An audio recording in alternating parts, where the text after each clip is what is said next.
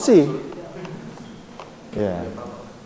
Nah, ini permasalahannya adalah di nalarnya. Ayo ditambah, lanjutkan. Karena ada juga yang rajin. Dan pada contoh yang B, betulkah kita boleh korupsi kalau para pejabat berbuat korupsi? Jawabannya absolut tidak. Jadi penalaran adalah suatu proses berpikir manusia untuk menghubung-hubungkan data atau fakta yang ada sehingga sampai pada suatu simpulan. Ya, pause ya. Data dan fakta. Nah, itu dia. Nah, ini harus adanya kesamaan data dan fakta. Itu kalau dalam epistemologi namanya kebenaran korespondensi. Ya, kebenaran korespondensi. Yaitu kesesuaian antara data dan fakta atau kata dan fakta. Kata dan fakta. Data kan bentuk bisa angka, bisa huruf ya. Dan fakta. Pernah membaca Injil Barnabas?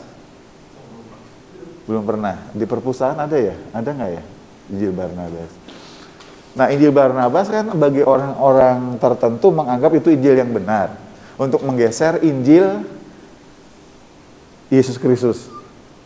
Biasanya pendukungnya dari orang-orang Islam yang mendukung Injil Barnabas.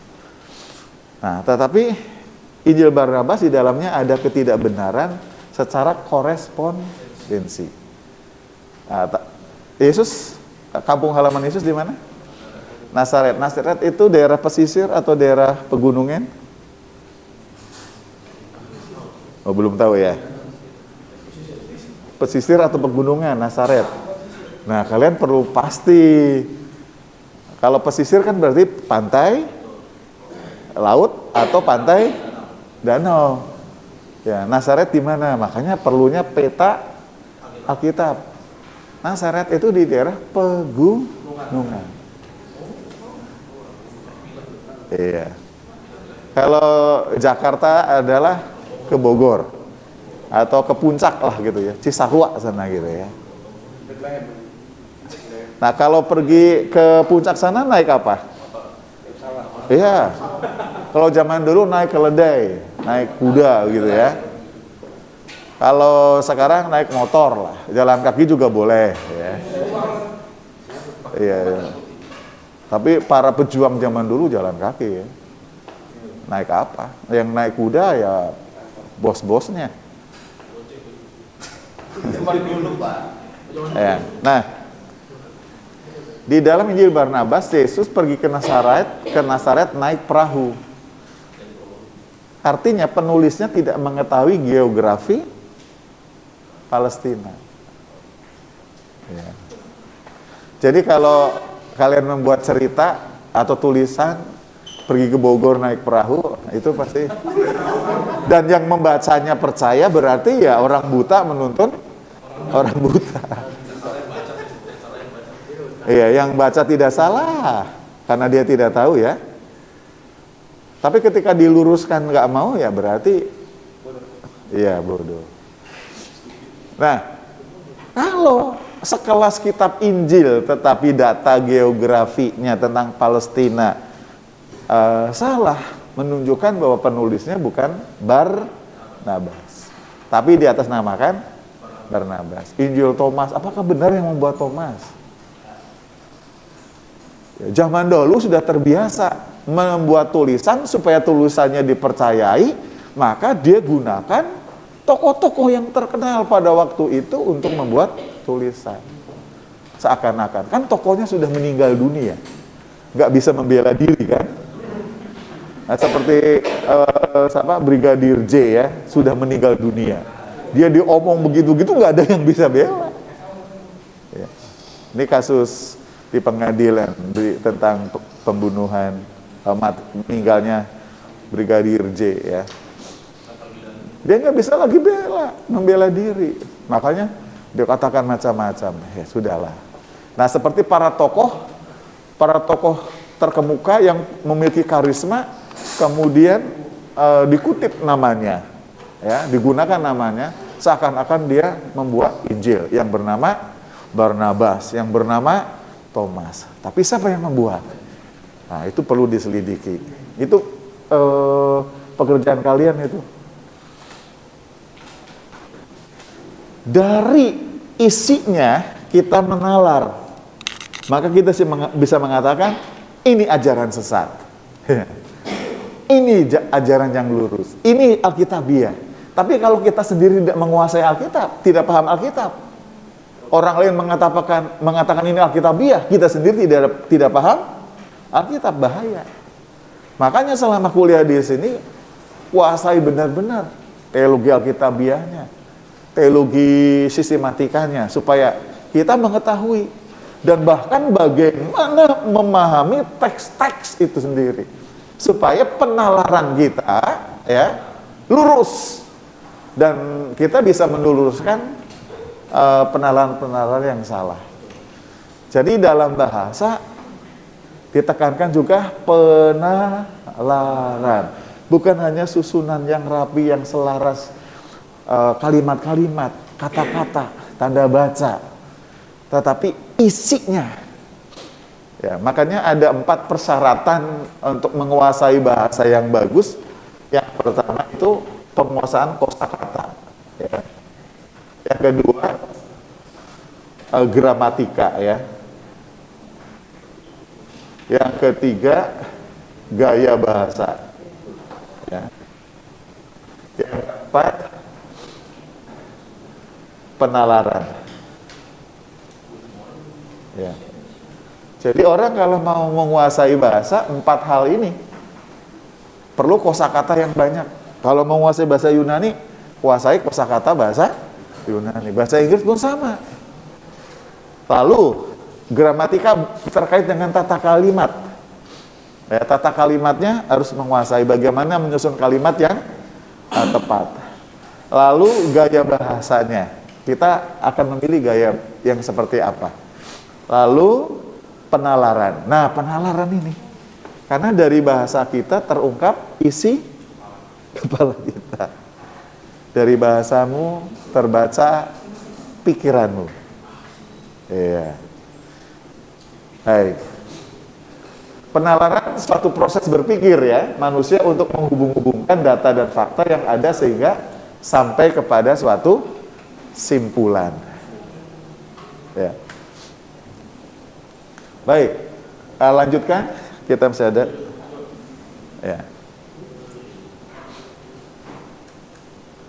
Data atau fakta yang akan dimakan itu boleh benar, boleh juga tidak.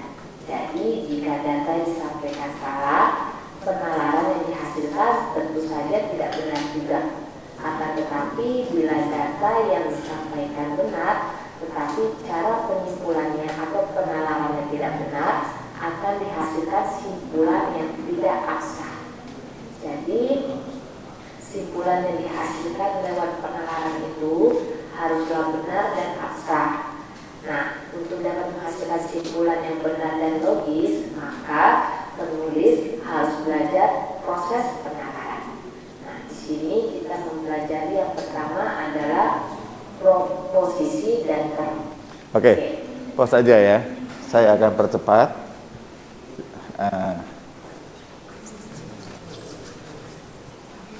Tadi udah sampai pada silogisme, ya, silogisme. Tadi sudah sampai kan? Silogisme. Silogisme adalah proses penalaran. Ya, ada silogisme deduktif, ada induktif. Nah, biasanya dimulai dari premis mayor, PM. Kemudian premis, ya, ini kecil, premis minor, lalu pada konklusi atau kesimpulan, ya. Semua mahasiswa teologi 2022, begini, semua, saya singkat, mahasiswa teologi 2022 cerdas, ya. Ya. Nah, pernyataan ini mayor karena bicara apa? Semua. Mayor ya. Semua. Apakah cerdas semuanya? Nah, itu yang harus dipastikan. Kalau premis mayornya tidak benar dan tidak logis, iya. Logis enggak? Logis. Benar enggak? Nah, itu belum tentu. Jadi harus benar dan harus logis. Nah, andai ini benar ya. Andai ini benar. Benar dan logis. Oke. Maka premis minornya juga harus benar. Ya, salah satunya misalnya, kamu sebutkan namanya? Efraim. Efraim mahasiswa teologi 2022. Oke, selanjutnya kesimpulannya apa? Semua mahasiswa teologi 2022 cerdas, ya. Efraim mahasiswa teologi 2022. Ya. Efraim cerdas. Nah, begitu. Tapi Efraim pasti cerdas ditentukan oleh premis mayornya benar dan logis. Kalau Efraim mahasiswa teologi itu benar dan logis. Tapi apakah yang mayornya benar dan logis? Itu dia. Kalau yang mayor benar dan logis, yang minor pun sama, maka hasilnya. Nah, karena itu waktu kita mau membuat kesimpulan, perhatikan faktor-faktor yang digunakan untuk membuat kesimpulan. Perhatikan, jangan menyimpulkan sembarangan. Pernyataan kita itu sebenarnya kesimpulan-kesimpulan. Hasil nalar. Ini nalar, ini namanya nalar apa nih? Bergerak dari semua ke satu. Ini kan semua kan? Ini satu.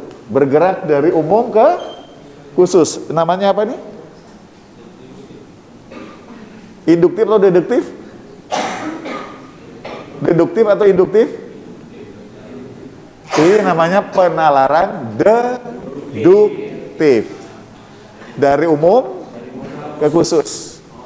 Kalau induktif dari khusus ke umum. Ya.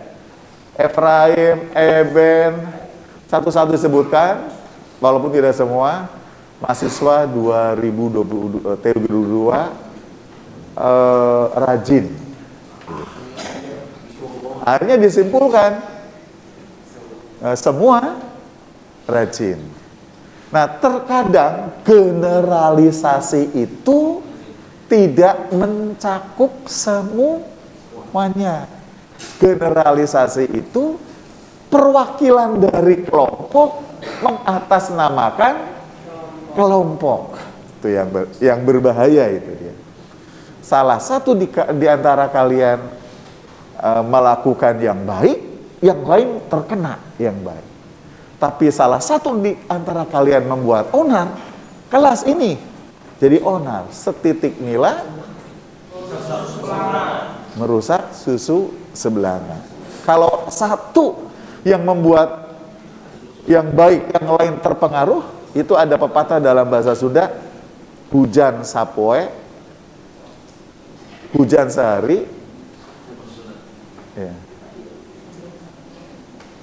Hujan sapoe, hujan satu hari, itu bahasa Sunda. Sapoe itu satu hari. Hujan sehari menutup kemarau yang berkepanjangan. Kemarin masih kemarau, hari ini hujan seharian, air di mana? Ya. Kecuali Jakarta lah ya. Jakarta jangankan hujan sehari. Ya. Tapi tadi malam dari pukul 1 dini hari sampai pagi, untung hujannya kecil juga. Ya? Pada cuci motor ya.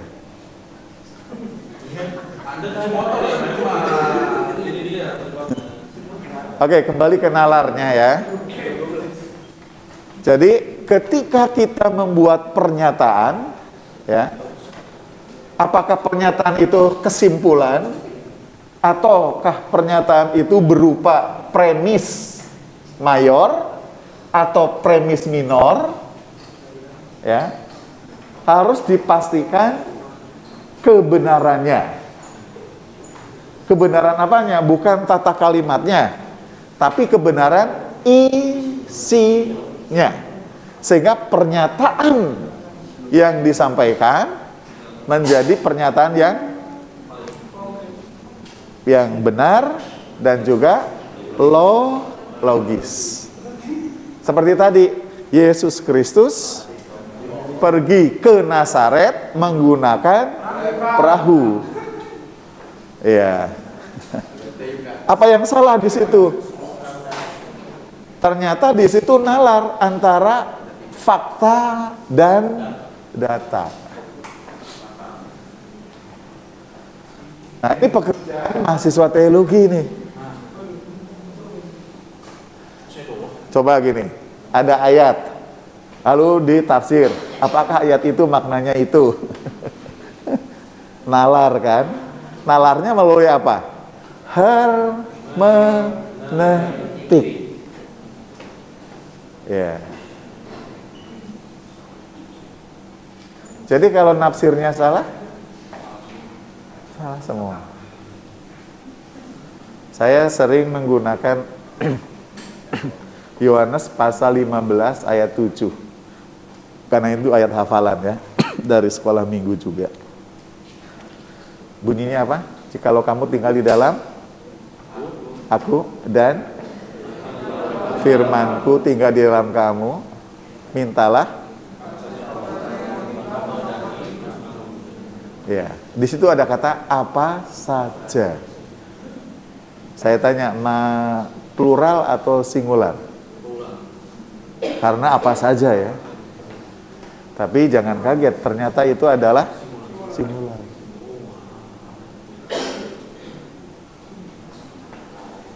Saudara, apa saja. Tapi kok apa saja kok plural, kok singular? Karena begini, Tuhan Yesus bicara dengan para murid yang plural. Apa saja. Jadi apa yang kamu minta, apa yang kamu minta, yang diminta oleh para murid pasti nggak satu jenis kan? Tapi kita nafsirnya apa saja yang ku minta. Bertentangan dengan doa Bapa kami. Tapi tidak bertentangan dengan Bapa doa kamu.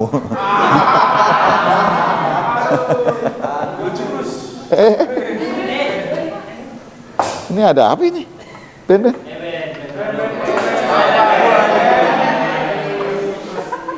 Bapa doa kami kan berikanlah makanan kami yang secukupnya. Kalau Bapa kamu sebanyak-banyaknya.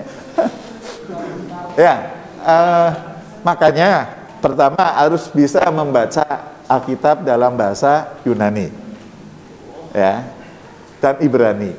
Yang kedua, kalau toh kita nggak pintar-pintar amat, kita dengan bisa membaca dalam bahasa Yunani, kita bisa membuka kamus. Bayangkan, kita nggak bisa membaca huruf Yunani, buka kamus Yunani, stres nggak? Iya, karena apa? Kita ngapalin bentuk hurufnya, ya, wajib. Kita nggak bisa bercakap-cakap dalam bahasa Yunani, Ibrani nggak apa-apa. Tapi kita mengerti tata bahasanya dan kita bisa menggunakan kamus-kamus. Ya. Di perpustakaan mungkin ada Alkitab PBIK, Perjanjian Baru, Interlinear dan Concordance. Itu yang dibuat oleh penulis buku hermeneutik, Hasan Sutanto. Nah, ada kata bahasa Yunani itu sudah dijelaskan, itu kata bentuk apa, orang keberapa. Itu sudah ada polanya di situ. Nah, dengan kita bisa membaca teks Yunani, membuat kita nanti bisa melangkah lebih maju memahami kata itu. Dan nanti bisa untuk menafsir. Nah, kalau kita bisa menafsir sesuai dengan kaidah hermeneutik, maka kita bisa menghasilkan pengertian-pengertian yang benar. Nah, itu ya. Yang terkandung dalam bahasa di Alkitab. Lalu kita membuat pernyataan-pernyataan yang benar juga. Untungnya kita sudah ada terjemahan. Coba kalau nggak ada terjemahan. Nah, ternyata tidak semua tafsir itu juga dibuat dengan tepat. Tidak semua buku tafsir ternyata nafsirnya juga dengan tepat. Makanya kalian harus mulai kemampuan menafsir sendiri. Dulu dosen tafsir saya begini. Kalau kalian sudah bisa nafsir, kalau nafsir Alkitab, jangan gunakan buku tafsir. Iya. Kalau menggunakan buku tafsir, kalian nggak akan pernah nafsir. Karena kalian hanya membaca hasil tafsiran. Begitu. Dia kasih tugas. Tafsir Alkitab ini. Wah, ayat ini tafsir. Ya. Tapi jangan gunakan buku tafsir. Ya memang membuat kita harus menafsir sendiri. Dan tujuan akhirnya supaya kita memiliki pengertian seperti yang terkandung dalam bahasa yang ada dalam Alkitab, sehingga kita bisa mengkomunikasikannya dan pernyataan kita dibangun atas dasar premis-premis yang benar.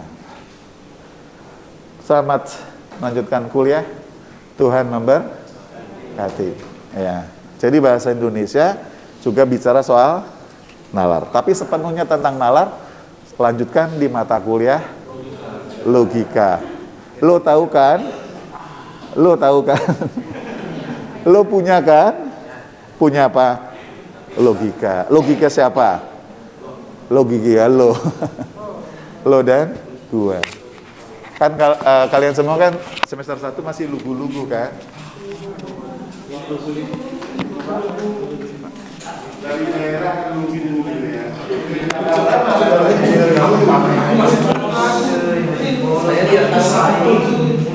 Tapi yang dari daerah satu semester di sini pulang kampung di kampung halamannya lugu, pakai lugu.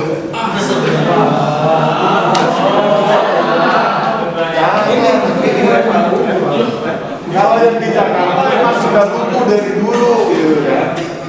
Artinya lugu ya. Tapi kalau yang satu semester di sini telepon, Pak, lu gimana?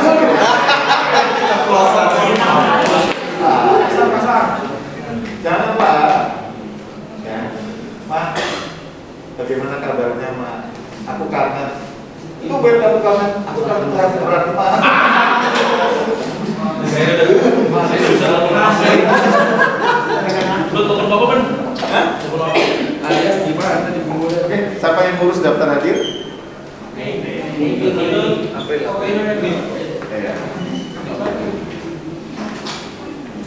Pengenalan. Saya akan teruskan realisasinya.